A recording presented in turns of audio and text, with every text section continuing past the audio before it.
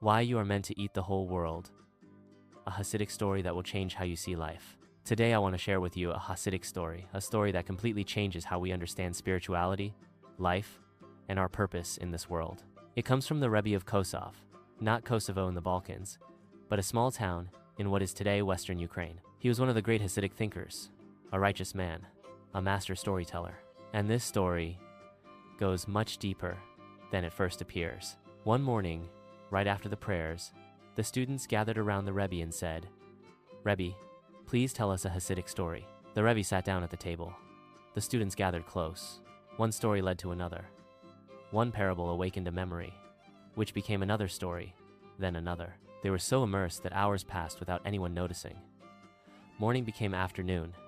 Afternoon drifted toward evening. Only when the sun began to set did one student suddenly say, "Rebbe, it's time for the Mincha prayer." They stood up and one student said with amazement, "How incredible. We sat here all day. No one felt hungry. No one felt tired. No one remembered their problems. We were fed by pure divine light." The student continued, "This must be how Moses felt on Mount Sinai. 40 days and 40 nights, no food, no water, only dialogue with the Creator. Now we finally understand what Moses experienced." The Rebbe looked at this student and said something completely unexpected. "You think Moses was happy about that?" The students froze. "I believe," said the Rebbe, "that Moses regretted those 40 days for the rest of his life." The students surrounded him again.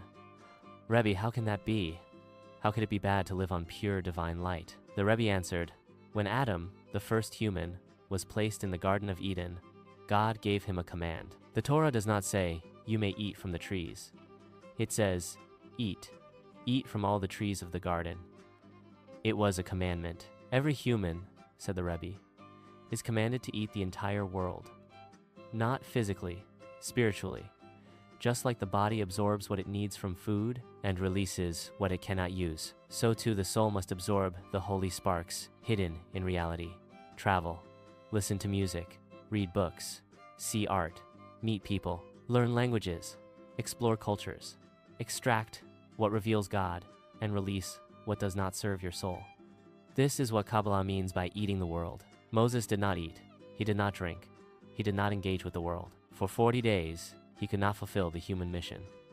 "That is why," said the Rebbe, "Moses regretted those days not because they were unholy, but because they were not human. Do not reject the physical in favor of the spiritual. The latter stands on the ground, but its top reaches the heavens.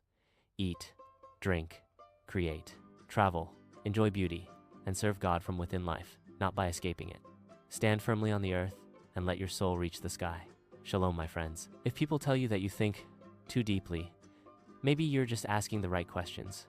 Subscribe, like, and join us as we dig deep into ancient wisdom that speaks directly to modern life. Don't miss the next video.